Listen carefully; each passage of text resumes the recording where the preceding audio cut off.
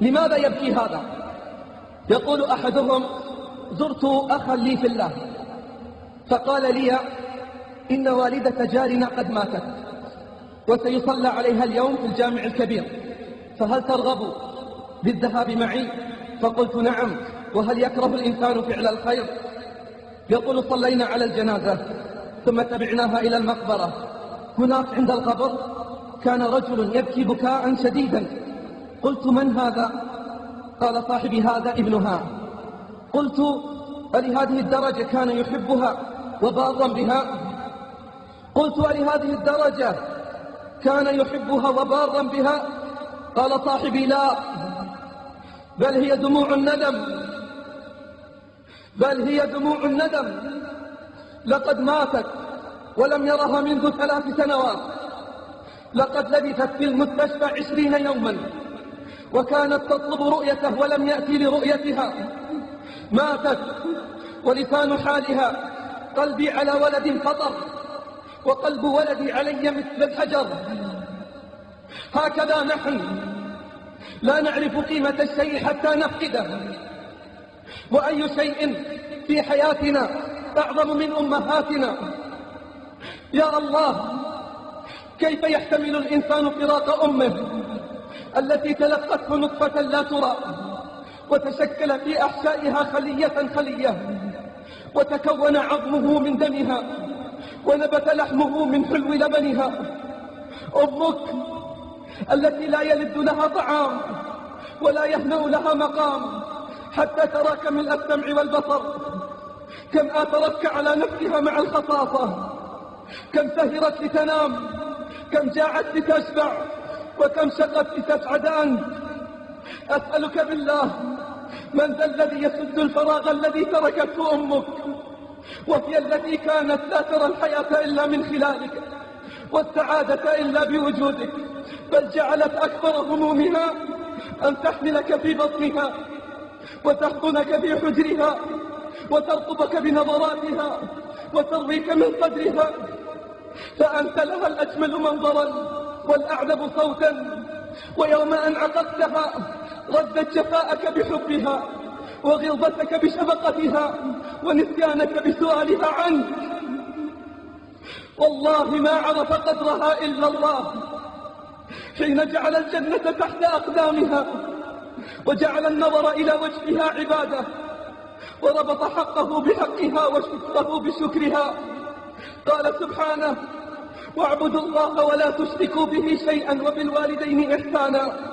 وقال: أن اشكر لي ولوالديك إلي المصير. وقال صلى الله عليه وسلم: رغم أنفه ثم رغم أنفه ثم رغم أنفه. قيل: من يا رسول الله؟ قال: من أدرك والداه عند الكبر أحدهما أو كلاهما ثم لم يدخل الجنة. عن رفاعة ابن أياس قال: رأيت الحارث العلكي في جنازة أمه يبكي بكاء شديدا، فقلت: لما كل هذا البكاء؟ قال: كيف لا أبكي وقد أغلق عني اليوم باب من أبواب الجنة؟ كيف لا أبكي وقد أغلق عني اليوم باب من أبواب الجنة؟ أماه أنيني مرتفع يسمعه القاصي والثاني. أماه ذكرتك غائبة فسئمت زماني ومكاني، أعياني رسمك في ذهني وجها يستجمع أحزاني. يا ملك الموت، يا ملك الموت، أما تدري من بعدك هدت أركاني، وحبال البعد تحاصرني وتشد وثاق الحرمان. سأبرك أمي فاقتربي فالدمعة تحرق أجفاني. أماه تعالي مسرعة كي أشعر يوما بحناني، أو تبني عندك لي قبرا كي أدخل كف النسيان. عجبا أماه لمن يبدي للأم صنوف النكران، لو سلبوا يوما بسمتها غنوا للبر بألحان.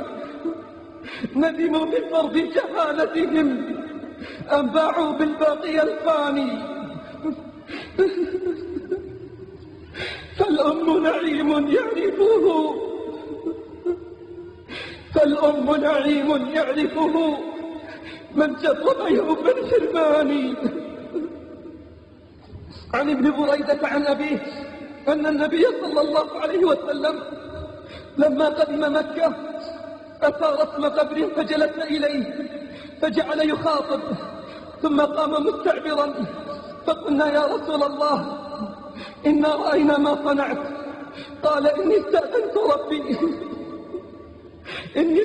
ربي في زيارة قبر أمي فأذن لي، واستأذنته في الاستغفار لها فلم يأذن لي، فما رؤي باكيا أكثر من يومئذ صلوات ربي وسلامه عليه. فيا من فقدت أمك، فيا من فقدت أمك ابكي على فقدها وأكثر من دعائك لها. ويا من لا زالت أمك باقية فالزم قدميها فتم الجنة، فسيأتي يوم ولن تراها، فسيأتي يوم ولن تراها